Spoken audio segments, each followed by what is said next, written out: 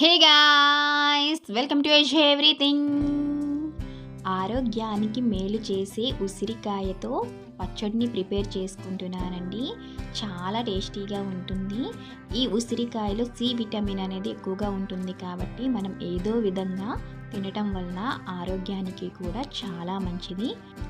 ఈ ఉసిరికాయలు వచ్చేసి ఈ సీజన్లో చాలా ఎక్కువగా దొరుకుతుంది కదండి. దీంతో పచ్చళ్ళు చేసుకుంటారు, చాలా రకాలుగా అయితే వెరైటీస్ అయితే చేసుకుంటారు. నేను ఇక్కడ ఆమ్లాతో పచ్చడిని అయితే ప్రిపేర్ చేసుకుంటున్నానండి. ఈ పచ్చడి వచ్చేసి వేడి అన్నంలో కాస్త నెయ్యి వేసుకొని ఈ పచ్చడి వేసుకొని కలుపుకొని తింటే చాలా రుచిగా ఉంటుందండి. ఈ సీజన్లో దొరికే ఆమ్లాని ఏదో విధంగా పచ్చిగా అయినా సరే, ఊరబెట్టిందైనా సరే, ఆవకాయ అయినా సరే ఏదో విధంగా తినడానికైతే ట్రై చేయండి. ఇప్పుడైతే ఉసిరికాయ పచ్చడిని ఏ విధంగా ప్రిపేర్ చేసేసుకోవాలో చూసేద్దామా. ముందుగా అయితే ఉసిరికాయలను తీసుకోవాలండి. నేను ఇక్కడ 7 ఉసిరికాయలను అయితే తీసుకుంటున్నాను. ఈ రకంగా పెద్ద సైజు ఉసిరికాయలను అయితే నేను తీసుకున్నాను. ఈ విధంగా తీసుకున్న ఉసిరికాయలని ఒక బౌల్లో వాటర్ వేసుకొని ఈ ఉసిరికాయలని ఈ వాటర్లో వేసుకొని స్టవ్ వెలిగించి కాస్త ఉడికించేసుకోవాలండి. ఉడికించుకోవటం వలన ఉసిరికాయలో కొంచెం వగర అనేది ఉంటుంది కదా, అది పోతుందన్నమాట. మనం గింజల నుంచి సపరేట్ చేసుకునేటప్పుడు గుజ్జుని ఈజీగా అయితే ఊడి వచ్చేస్తుంది. ఈ విధంగా కొంచెం నైఫ్తో గుచ్చినట్లయితే ఉడికిపోతే సరిపోతుందండి. మరీ ఎక్కువగా ఉడికిపోవాల్సిన అవసరం అయితే లేదు. చూస్తున్నారు కదా, నైఫ్తో కాస్త ఘాటు పెట్టుకుంటే చక్కగా సీడ్స్ నుంచి గుజ్జు అనేది సపరేట్ అయిపోతుంది.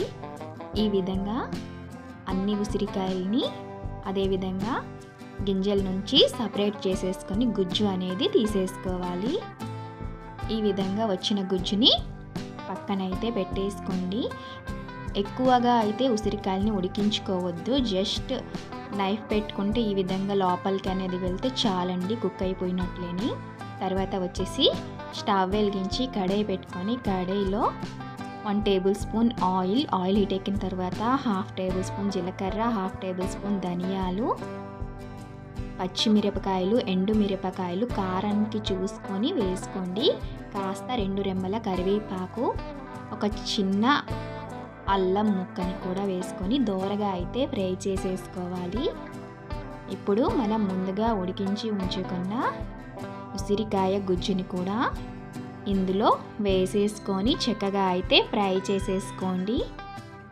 ఈ విధంగా కాస్త ఫ్రై అయిన తర్వాత స్పైసీ మాత్రం చూసుకొని వేసుకోండి. నేను ఇక్కడ ఎండుమిరపకాయలు అయితే మస్ట్ అండ్ షుడ్గా వేసుకోండి. పచ్చిమిర్చి వేసుకోకపోయినా టేస్ట్కి తగ్గ కళ్ళ ఉప్పుని మాత్రమే వాడండి. టేస్ట్ అనేది చాలా బాగుంటుందన్నమాట. టేస్ట్కి తగ్గ ఉప్పుని కూడా వేసుకొని స్టవ్ ఆఫ్ చేసేసుకొని పక్కన పెట్టేసుకోండి. చల్లారిన తర్వాత ఒక మిక్సీ జార్ తీసుకొని అందులో ఈ మిశ్రమం అంతా వేసేసుకొని ఫైన్గా అయితే పేస్ట్ చేసేసుకోవాలి. ఇందులో ఒక డ్రాప్ వాటర్ అనేది కూడా వేసుకోవద్దండి. వాటర్ వేసుకోవటం వలన పచ్చడి అనేది నిల్వ కూడా ఉండదు. ఈ విధంగా ఫైన్గా అయితే పేస్ట్ అయితే అయిపోయిందండి. ఈ పేస్ట్తోనే రైస్లో కూడా వేసుకొని డైరెక్ట్గా తినేసేయచ్చు. లేదంటే ఈ విధంగా కాస్త మళ్ళీ కడాయిలో కొంచెం ఆయిల్, ఆవాలు, జీలకర్ర, ఎండుమిర్చి, కరివేపాకు వేసుకొని తాలింపు అనేది పెట్టుకొని ఫైనల్గా పచ్చడి పైన వేసేసుకోవచ్చు. లేదంటే నేను చెప్పినట్టుగా డైరెక్ట్గా పచ్చడితోనే తినేసేయచ్చు. తాలింపు కావాలంటే ఈ విధంగా వేసేసుకోవచ్చు. మీ ఇష్టం, మీకు నచ్చినట్లుగా మీరు చేసేసుకోండి. చూస్తున్నారు కదా, ఎంతో రుచిగా ఉండే ఉసిరికాయ పచ్చడి అయితే రెడీ అయిపోయిందండి. దీన్నే రోటి పచ్చడి అని కూడా అంటారు. నేను మిక్సీలో చేసుకుంటున్నాను కాబట్టి రోటి పచ్చడి అనట్లేదు. రోటి పచ్చడిని రోట్లో చేసుకుంటేనే రోటి పచ్చడి అంటాం కదా. ఈ పచ్చడిలో మనం 1 డ్రాప్ కూడా వాటర్ అనేది వేసుకోలేదు కాబట్టి వారం రోజుల వరకు ఈ పచ్చడి అయితే నిల్వ ఉంటుందండి. మీరు ఎక్కువగా తినలేము అనుకుంటే ఒక 2-3 ముద్దల్లోనైనా 1 టేబుల్ స్పూన్ ఉసిరికాయ పచ్చడిని వేసుకొని తింటే హెల్త్కి చాలా మంచిదండి. ఈ పచ్చడి మీకు నచ్చినట్లయితే మీరు కూడా ఒకసారి ట్రై చేసి చూడండి.